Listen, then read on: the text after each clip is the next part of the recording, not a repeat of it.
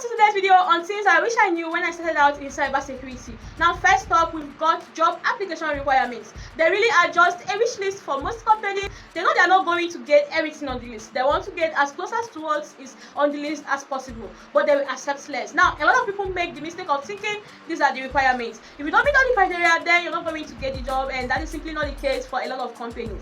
A lot of these companies are really struggling to hire people, and they will go for even one of the things on the list. So if you think I don't meet everything on the list, or maybe I meet a couple of things, or even I don't meet anything on the list, but I think I could get to that position very quickly, then just apply. It doesn't really cost anything to send out your job applications to a few extra companies, and maybe they are doing candidate job tasks. Maybe they took another job which was better paid, and now they are struggling to fill that role, and you are the next best thing. You really never know who else is applying for the job, so you can know what that you don't meet that criteria. Now, next up is don't discount small companies. This actually fits a little into the last point, which is that a lot of these big companies are not only using automated resume filtering and probably won't read your resume if it didn't contain keywords. They also have ridiculous requirements like degrees or more experience in the technology than that technology has been around for. But it's not just that at smaller companies you're going to feel like you are part of the team.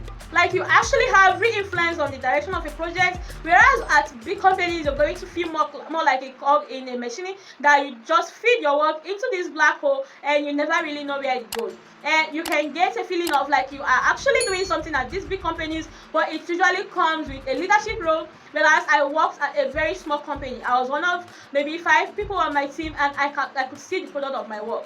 I could see something, I could see it integrated into the product, and it just felt like my work was much more valuable. And just because it's a small company, they are not going to pay you less. I actually make the same at a small company that I would at a big tech company. So I really recommend not discounting these small companies. Don't be like me. I nearly didn't take the job that I have now. I looked at the company and I was like, wow, I've never heard of them. I want to work for big companies, and then I ended up giving them a chance because I was like, I didn't have a job at the time and I needed something to tide me over to getting the job that I wanted. And I actually found out that this job is the job I wanted, and now I've had offers from big tech companies like Microsoft, and I have no intention of leaving because the job is just so much better than where I am now. Next up is don't be hindered by gatekeepers. Now, gatekeepers are people who will try and tell you you are not good enough for the position.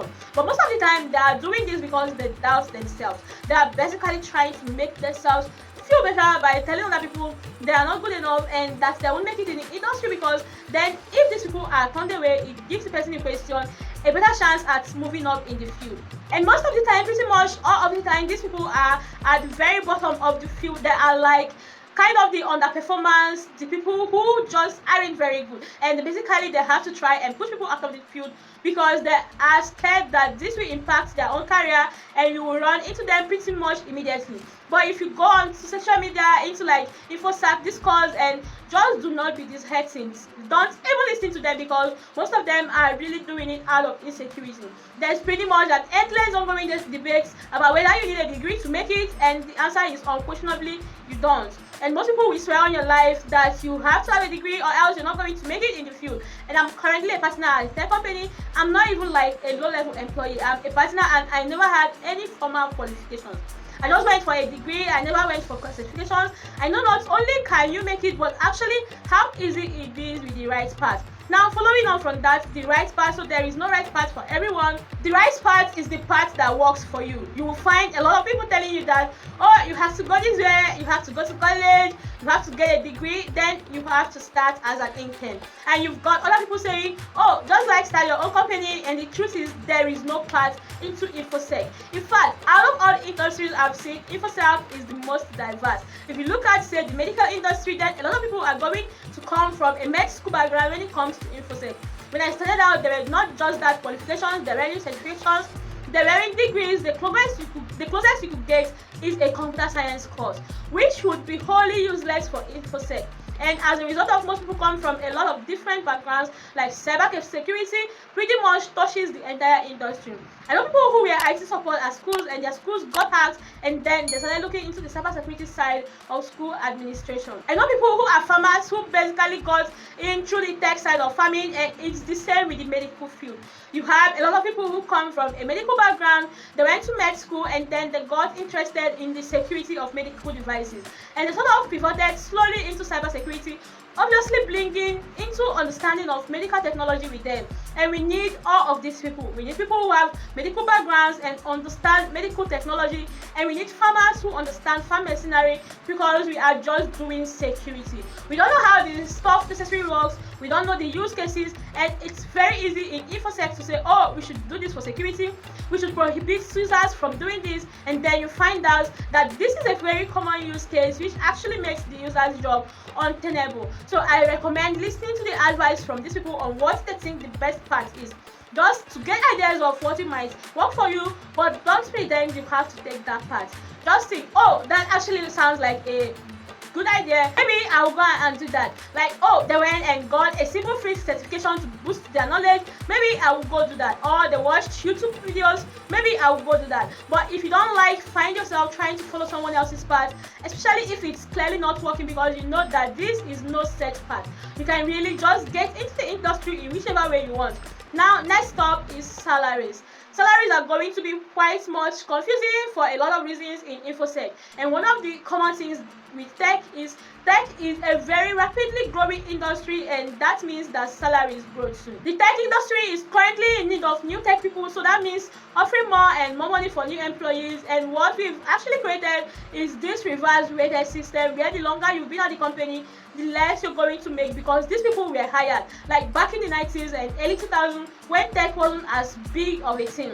So tech was kind of seen like IT roles, so maybe these people are making it big in the US, and then tech started becoming big tech.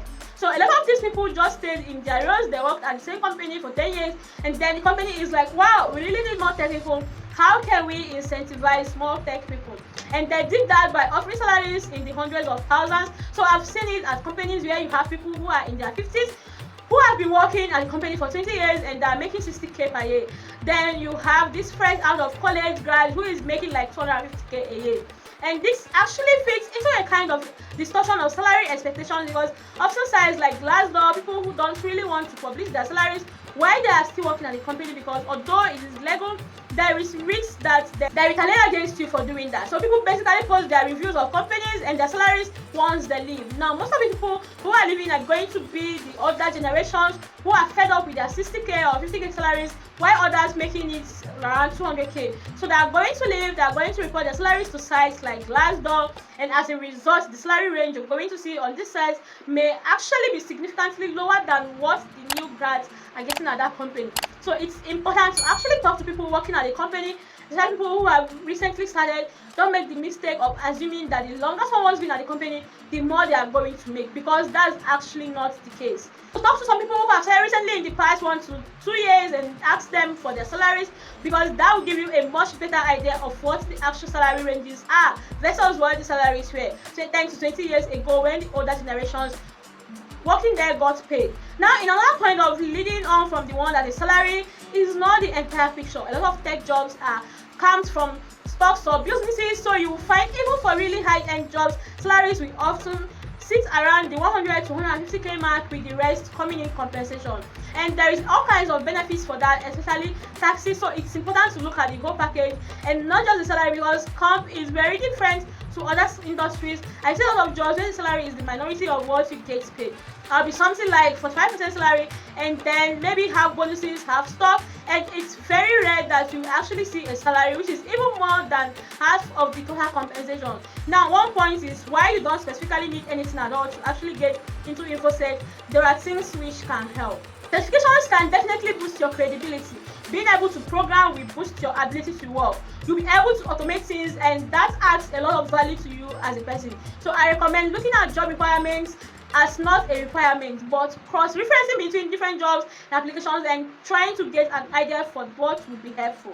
Those aren't going to be things you need, but if you see a skill popping up on lots and lots of job applications, then you can increase your value by going away and learning that skill. A language like Python is incredibly versatile, incredibly useful. It will boost how much you are worth, and also it's a door to programming in general. So you can start out with Python, which is a very easy language, and get a bit of an understanding for programming, and then pivot into the real kind of heavy programming. Now, finally, there is more to the industry than just hacking. A lot of people wanting to get into cybersecurity. Think of hacking. They go for red teaming or pen testing, and you might actually find, even if you are really interested in hacking, that those jobs are very boring because it's simulated stuff. It's testing. It's not going to be the hacking you think of when you think professional hacker. And those jobs do exist, but they are kind of hard to find. They might actually not be in the spaces you think they are now. I definitely recommend looking further than just red teaming and pen testing, and that's really what you want to be. Then go for it.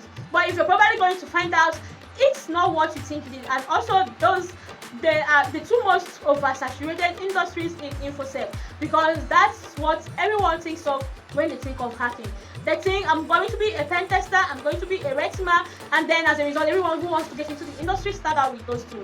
So there is a lot of competition. I actually went the threat intelligence route, and I found out I was doing way more hacking related stuff than red teamers or pen testers. But I was now in an industry where there is an insane competition, and it's easy proper, super saturated, and I never really saw a reason to go back. Like, I originally wanted to be a pen tester, and now that I found that industry that I actually enjoy, I have no interest in being a pen tester or a red teamer. So that's my short list of things I wish I knew, and I'm probably going to come up with more of these and maybe do another video later. I hope this helps someone who are looking to get into the industry, or maybe people who are already in the industry and are looking for where to pivot or how to boost their skills. By the way, Rollerday is an online marketplace, and it connects freelancers selling their services with clients looking to hire someone for a project. You definitely can make money on Rollerday as a freelancer, since our platform acts as an online marketplace for freelancers and businesses to connect with each other. There are plenty of opportunities available where you can earn a decent income by providing your services. And if you are a buyer, it's very easy to find the right person for the job. No matter what the job is, Rollarday's homepage automatically recommends several freelancers and services on offer. But you can also search for exactly what you are looking for. Go to www.rollarday.com to get started. Thank you for watching, and bye for now.